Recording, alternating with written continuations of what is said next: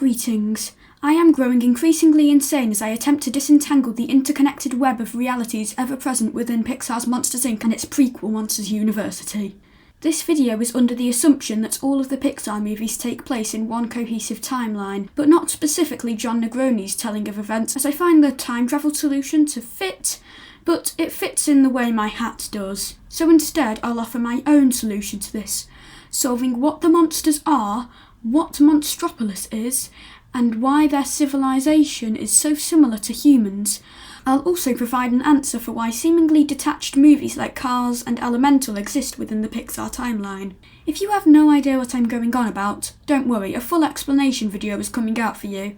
But until then, you can just sit back, relax, and watch my slow descent into madness.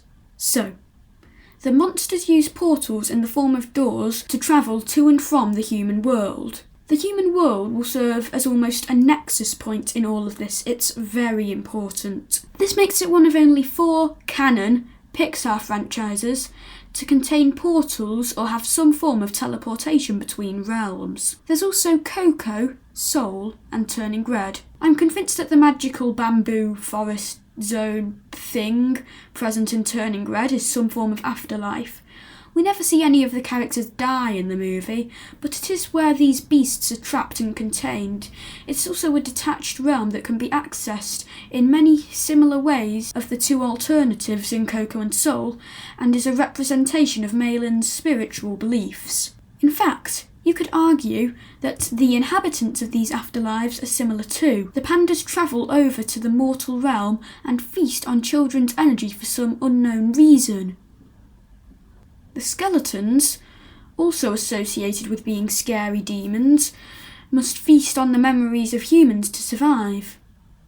The lost souls consume over people and suck out all of their emotion to feast on in order to survive. Oh. The monsters harvest severe energy from human emotions to power their city. The monsters all require human energy to survive. They'll die otherwise. Monstropolis is an afterlife. They're literally the same thing. Wait.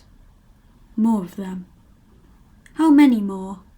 It can't be too many or the government would be onto them. Oh.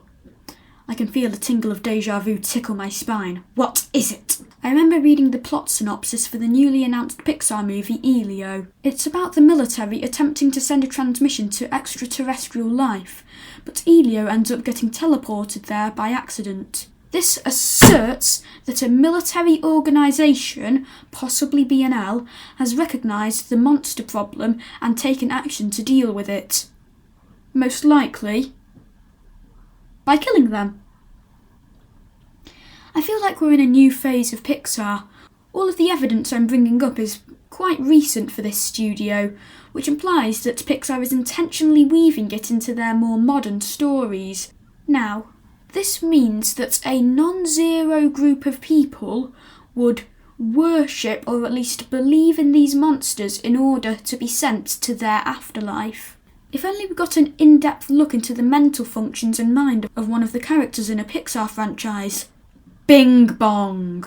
Bing Bong's appearance so closely represents a monster it can't be coincidental. The Super Carlin brothers made a theory that Bing Bong's legs are from Riley's potential monster Carl Sanderson, and I'm inclined to agree, but I can also detect possible inspiration from Karen Graves, Mike's teacher, Chip Goff, Raw team member, maybe Omar Harris, Jock's member, and Art, an Ooze Macappa member. So maybe Riley is a believer and will become a monster in the afterlife.